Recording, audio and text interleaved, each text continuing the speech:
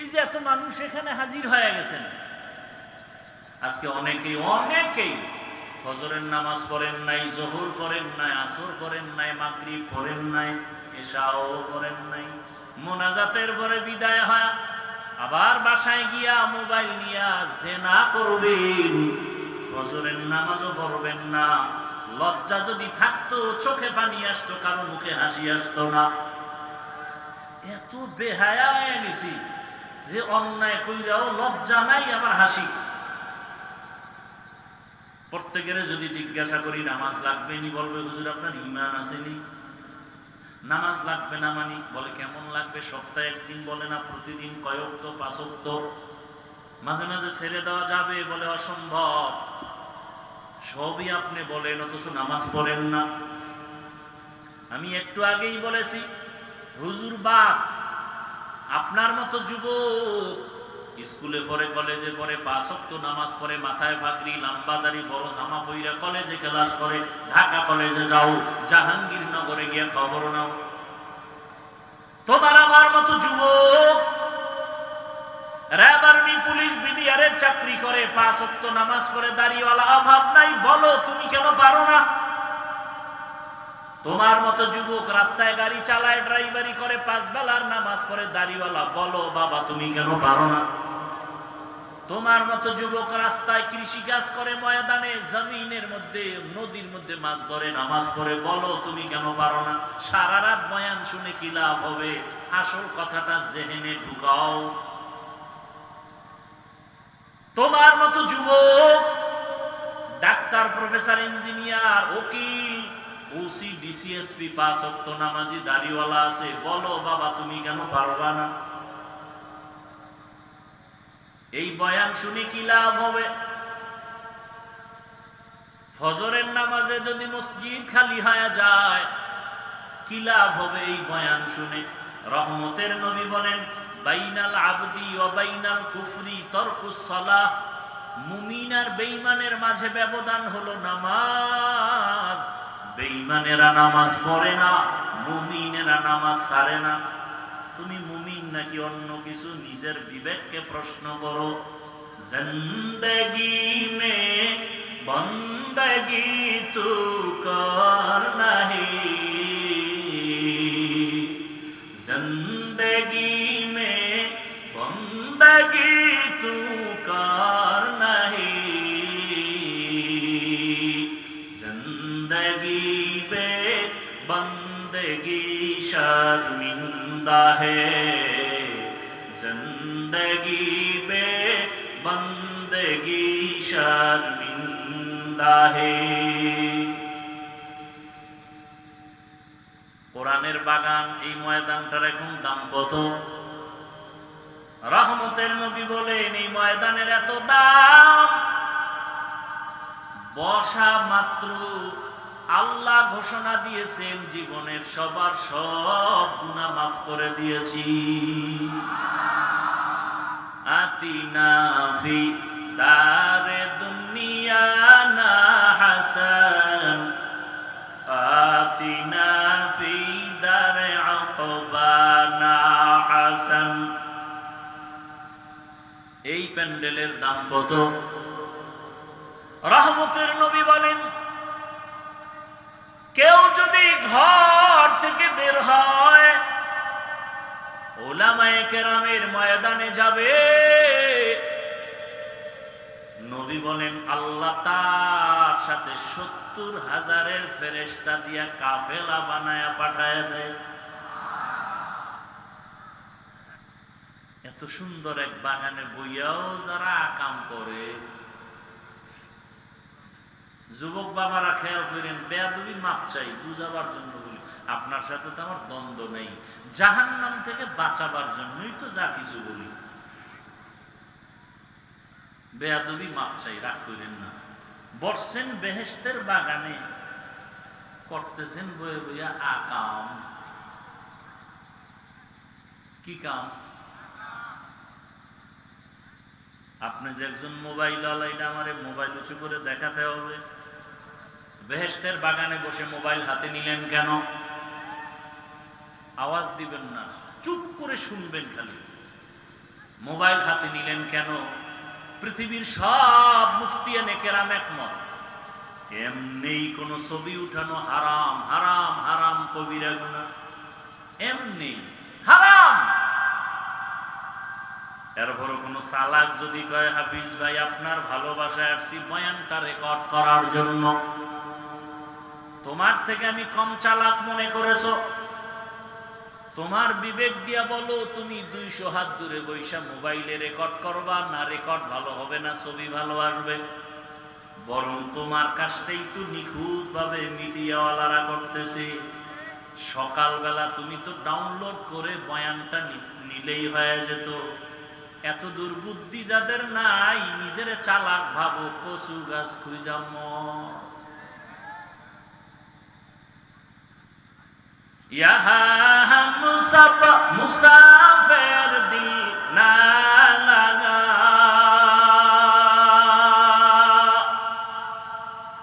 अहले दिल की नजर से रूह करता जा, शाह दौलत सब फकीर गर नेक नहीं, शाह दौलत सब फकीर गर नेक नहीं, जिंदगी में बंदगी तू कर नहीं, जिंदगी बे बंदगी शर्मिंदा है, जिंदगी बे बंदगी शर्मिंदा है। ওয়াজ উপলক্ষে বেহেশতের বাগান, আবার এই ওয়াজ উপলক্ষে পাশে আছে জাহান্নামের বাগান, আসেনি? সেখানে নারী পুরুষ সমানে বেপরদায় আড্ডা দেয়, বেচা কেনা করে। কোরআনের মাহফিল হবে এক রাতের কিছু সময়, সেই মাহফিল উপলক্ষে কেন আবার মার্কেট হবে? আবার সেই মার্কেটে এমন দোকান কেন হবে যেই দোকান হলেই মেয়েরাও ঢুকে, ছেলেরাও ঢুকে, কবিরা গুনাহ করে? এই এলাকায় নাই? দেখছেননি কারবার? এটাও কিন্তু একটা পরীক্ষা। ওখানে জাহান্নামের বাজার, এখানে জান্নাতের বাজার। বাড়ি থেকে বলে আসছে ওয়াজ মাহফিলে যাই, মাওলায় যদি কবুল না করে সে বসতে পারে না, বসলেও সে মোনাজাতে থাকতে পারে না। আর একদল ওয়াজে আইসা মার্কেটে মার্কেটে ঘুরে ঘুরে আড্ডা দেয়, কবিরা গুনাহ করে। কপাল এত খারাপ যে বেহেশতের বাগানেও ঢুকতে পারে নাই। এর নাম কপাল। কপাল যদি পুরিয়া যায়, আমি হাফিজুর রহমান কেন, মক্কা মদিনার ইমাম কেন, স্বয়ং রসুলেও যদি বয়ান করে, ওই বেঈমানের কপাল খুলে না। মোনাজাত দিয়ে দেব? তামাশা কইরেন না কিন্তু, সাবধান। খুব কষ্ট করে আসছি, আপনারা মূল্য না দিন আমার দরকার কি বয়ান করা? আমারে কষ্ট দিয়ে আনছেন কেন? আনলে বয়ান শুনবেন না কেন? বৈশা ফট করে উঠে যান কেন? এটা নাটকের ব্যান্ডেল মনে করছেন না? কপাল পুড়ে যাচ্ছে, মনে চাইলে বসবেন, মনে চাইলে উঠবেন, এমন কেন? এই ব্যারাম কেন?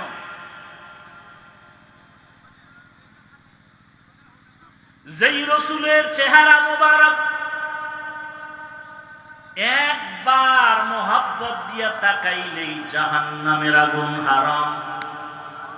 কেমন রহমতের নবী আমার, যেই রহমতের নবীর চেহারা মোবারকে একটা নজর দিলে 7 দিনের পেটের ক্ষুধা থাকে না। সুবহানাল্লাহ। সারাদিন বিড়ি টানলে সুবহানাল্লাহ কইবেন কেন? তো জবান নাপাক করে ফেলছে। চেহারা নূর চমকাইতেছে, নূর। যেই তালে বিড়ি টানেও চেহারার দিকে তাকাইলে মনে হয় নূর চমকায়, সারা রাত মোবাইল চালাইছে না। আল্লাহ হেদায়েত দান করুন। জাহান্নাম থেকে বাঁচাবার জন্য এই কথাগুলো আমরা আলেম যদি আপনাদের না বলি, কে বলবে? কেউ তো বলে না। এই কথাগুলো কোনো মসজিদে জুমার দিন আলাপ করুক না, কমিটি বলবে 1 মাস বাড়িতে রেস্ট নিয়ে আসেন। ঠিক নেই কেন? বলে শিয়ালের হাতে মুরগি আমানত। কার কাছে মুরগি আমানত? খুব ভালো কাম, কথা বলেন। শিয়ালের হাতে মুরগি দিলে যা হয়, মাদ্রাসার চাবি, মসজিদের চাবি, ধর্মের চাবি সুদখোর ঘুষখোর বেনামাজির হাতে দিলে তো তাই হবে। সত্য কথা বলতে ভয় পাইতেছেন? তাহলে পিডার জন্য আরো রেডি। যারা পিডারে বেশি ভয় পায় এরা পিডা বেশি খায়। সুদখোর বেনামাজি ঘুষখোরের হাতে ধর্মের চাবি দিছে জিবরাইল। বলেন কে দিছে? বলেন কে দিছে? আমরা কইতে লজ্জা লাগে না? ভোটের আগের রাত্রে পায়খানার নামে টাকা খাইছেন চোরের মতো গোপনে, লজ্জা লাগে না সেদিন? বাথরুমে গিয়া 10 গ্রাম পায়খানা খাইও, আর ঘাটাইল বাজারে যাইয়া হালাল সাবান কিনা কুলি গইল, বন্ধ শেষ। কিন্তু যারা চোরের মতো গোপনে টাকা খাইছ, নিমক হারাম, কুকুরের মতো জিহ্বাটা বের করে দিয়েছ হারাম খাওয়ার জন্য, জাহান্নামের আগুন ছাড়াই গন্ধ যাবে না, রেডি থাকো। এই হারাম খাইয়া মাইয়ে ভোলাডিরেও নষ্ট বানাইছ। ছেলে বাবারে মানে না, মেয়ে বাবারে মানে না, মায়েরে মানে না, কারণ খাওয়াইছে হারাম। সুদের টাকায় ব্যবসা, লোন উঠাইয়া ব্যবসা, এই খাওয়া খাওয়ায় ঘরে গিয়া বাচ্চাটারে খাওয়াইয়া রক্ত না পাক, স্ত্রীকে হারাম খাওয়াইয়া রক্ত না পাক।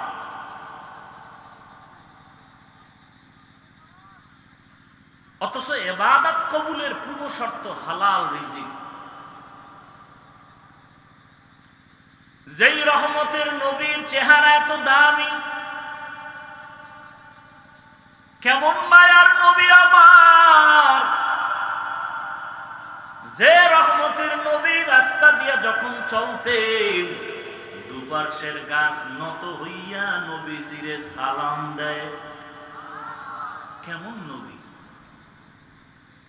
নবী যখন দিনের বেলা রাস্তা দিয়া চলেন, সূর্যের গরমে নবীর কষ্ট হবে মনে করে আমার আল্লাহ মেঘের খণ্ড দিয়া ছায়া দেয়, কোনো ছাতা লাগে না।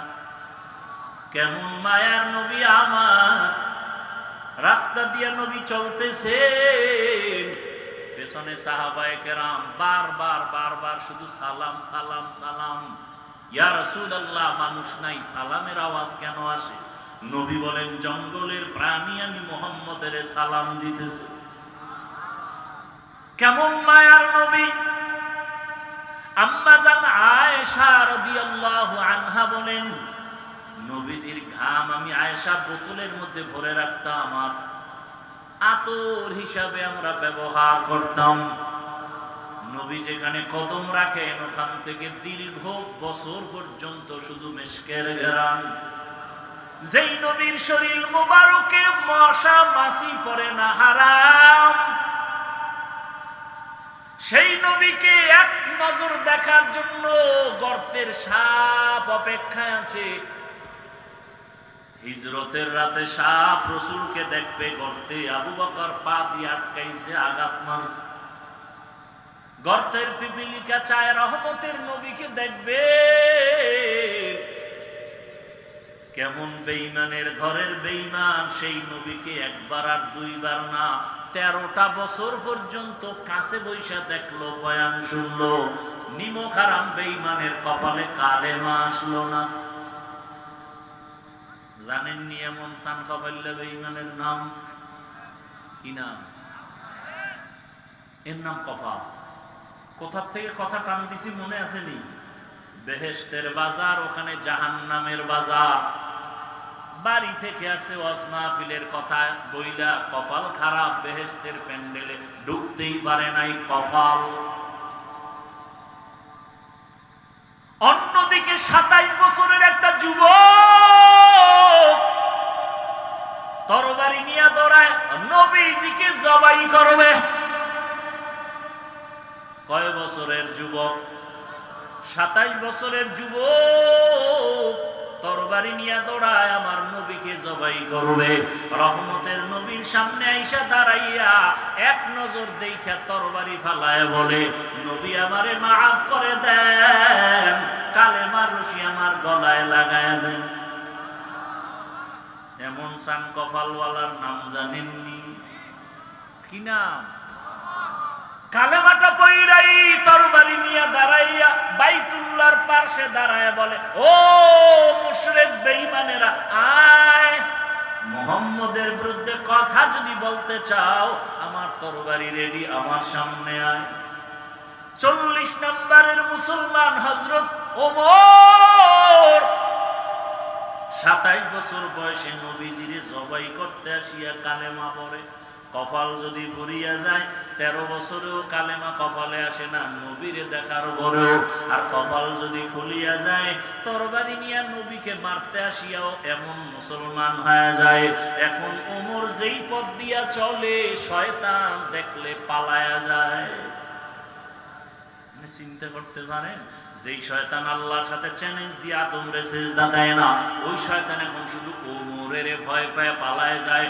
একটা যুবক ছেলে মদের বোতল নিয়ে রাস্তায় হাঁটে, হঠাৎ করে নজর করছে ওমর আসতেছে, হঠাৎ ভয় পেয়ে গেল। ওমর যদি ধৈরেই ফালায়, কথার আগে তরবারি। অন্তর দিয়ে আসমানে তাকায়, ও মালিক, আমারে তুমি বাঁচাও, আর জীবনে মইরা গেল মত মুখে নেব, ওমরের থেকে বাঁচাও। ওমর আইসা দাঁড়াইছে, ওমর কয়, এই বোতলটা দে। যুবক ভয়ে কাঁপতেছে, ভয় পাও কেন? দে। মদের বোতলওয়ালা মদ সহ বোতলটা ওমরের হাতে দিছে। ওমর তাকাইয়া দেখে বোতলের ভেতরে এক ফোঁটা মদও নাই, পুরা বোতলটাই দুধে ভরা।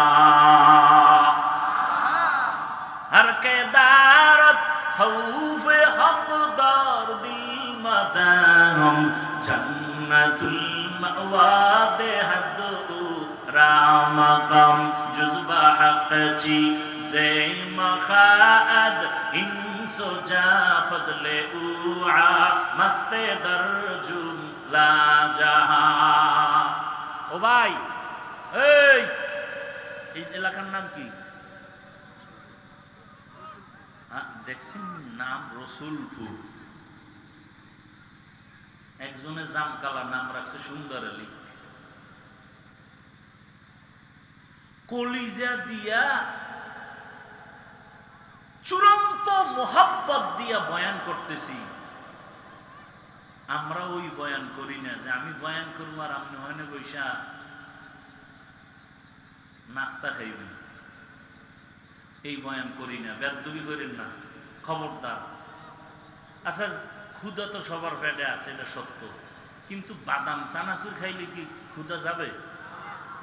তো এই নষ্টামি কেন করেন? এই বরকত নষ্ট কেন করেন? কেন করেন?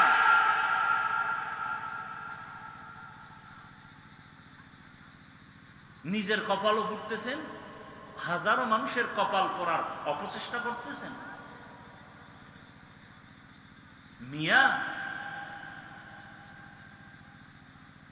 পুলিশ আসামি ধইরা থানায় নিয়ে বেত দিয়া মারে, কাঁদে না। আর ওয়াজের প্যান্ডেল এমন এক বরকতি প্যান্ডেল যে আল্লাহর মোহাব্বত নিয়ে বয়ান করে, আর 200 হাত দূরে বৈশা যুবক হাউ মাউ করে কান্না করে। আপনি কি মনে করছেন বেতের বাড়ি দিলে কান্দে না, আর ওয়াজে কান্দে আল্লাহ ওয়ালাদের বয়ান শুই না? ওরে মারলো কেউ, কাঁদে কেন? আর আপনি সেখানে বাদাম খাইতেছেন, চানাচুর খাইতেছেন, কেউ আবার বিড়ি টানতেছেন। যাকে বিড়ির নেশারা গায়েব হয়ে গেছে, আবার আইতেও পারে, নাও আইতে। আল্লাহ হেদায়াত দান করুন। আল্লাহর ভয়।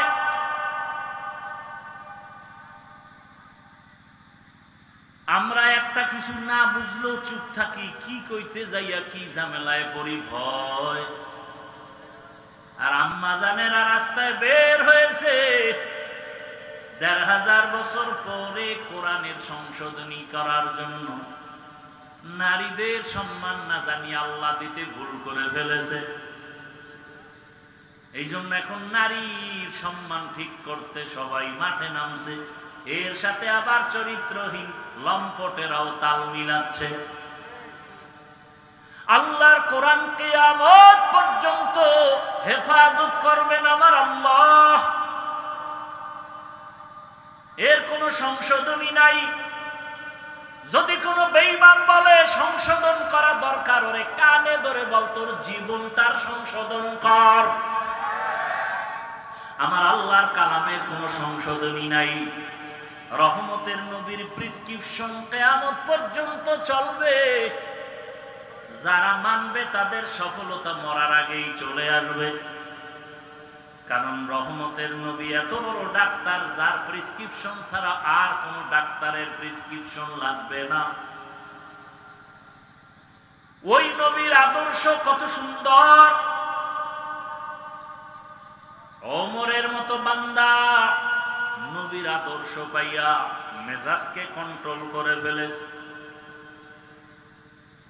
যেই ওমরের নাম শুনলে সারা দুনিয়া কাঁপে, এখনো ১৫০০ বছর পরে ওমরের নাম শুনলেই কেমন জানি একটু গরম গরম ভাব।